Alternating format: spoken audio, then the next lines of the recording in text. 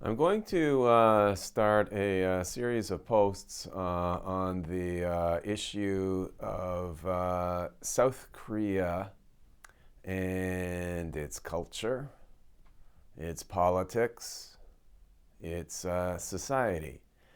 And I'm going to try to place these posts within the framework of how they compare and contrast with culture and politics and society in North America, in particular the United States and Canada, and some references as well, perhaps to Mexico. And I'd be interested to hear what people think. And because I grew up in Canada, I'm going to make specific references to the contrast between those two countries. Now, I'm going to read a quote from a Facebook friend of mine, and it's very recent, and it captures something about the way Canadians see their own place in the world. And it's in relation to a news story which mentioned that de Havilland, which is an airplane manufacturer in Canada and makes a plane called the Dash 8, is downsizing very considerably its manufacturing. And this particular person commented after I put the post up on Facebook, quote, Canadians are certainly getting fed up with companies using nationality as a means to be subsidized or protected. We have protected the telecom industry for decades now and pay more for their services than anyone else in the world, while the companies pay some of the biggest dividends to shareholders. If this company can't sell more planes, that's too bad for the shareholders, but there's nothing that Canadian citizens should do about it, end of quote. Now, I've noticed this before. There's a lot of rage and anger in Canada these days toward what are viewed as corporate bailouts. Ironically, the person who wrote this comment is a Canadian writer who has published repeatedly with Canadian publishing houses, which are subsidized, and he's worked in the Canadian TV industry, which is also subsidized at the CBC level. And it's indirectly, I would argue, it's indirectly subsidized at the private broadcaster level. Now, I'm going to read another quote from a book by Le Cran de Bonheur, by a Québécois writer and critic named Jacques Godbout. And what Godbout argues is that there is a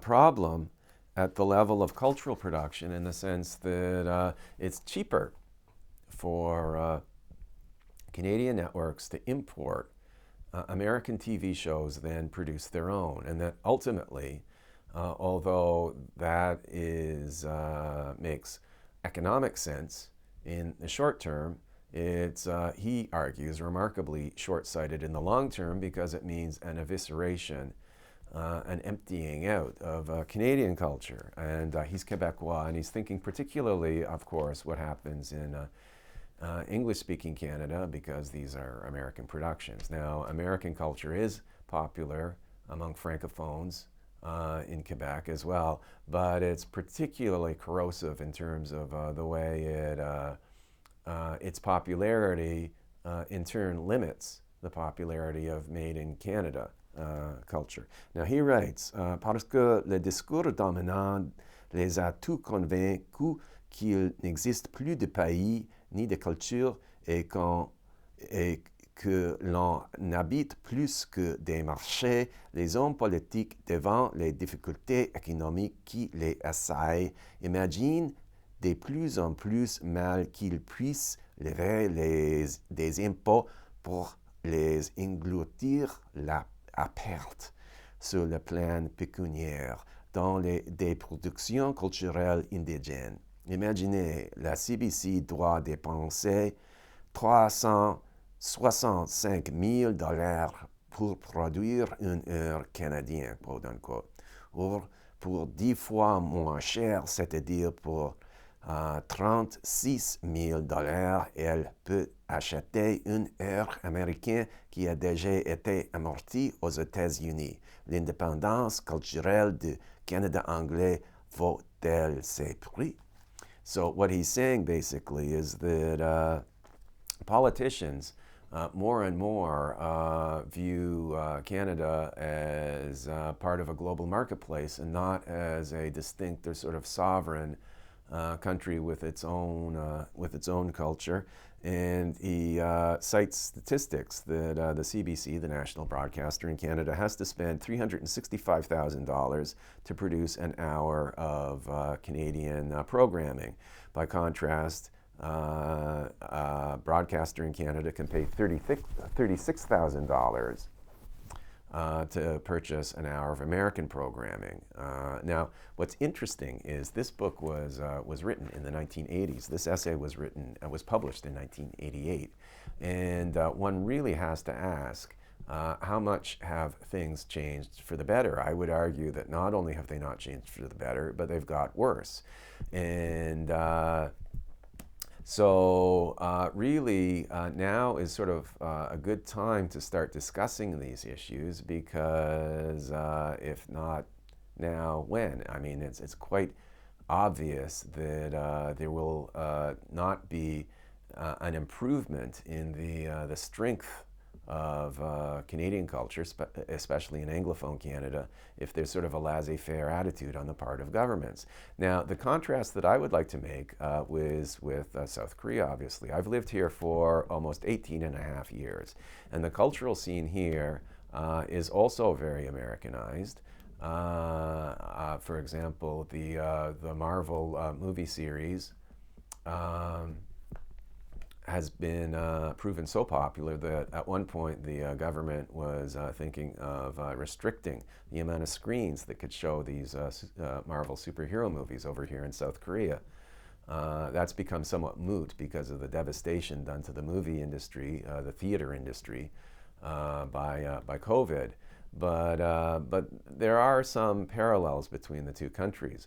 Now, at the same time, South Korea has one of the most popular and successful movie industries in the 21st century, globally speaking. And what's interesting is that in the 1950s, South Korea was the second poorest country on earth. By the 1980s, its economy was starting to build up, but it was still far, far behind where the Canadian economy was. Now we are here in the year 2021, and South Korea has a much more successful movie industry internationally than Canada does, both Anglophone Canada and Quebecois filmmaking. And what's significant to my mind is that filmmaking is a notoriously capital-intensive activity. You can't have a successful film industry without a fair bit of capital behind it. You can make great movies at a low budget, artistically great, but for that sort of slickness, that kind of look that really pulls in audiences, you do need the money, you do need the capital. Well, how can a country that was significantly poorer than Canada do better in a capital-intensive cultural industry like movie making? You know, I'd like to hear people's answers on that.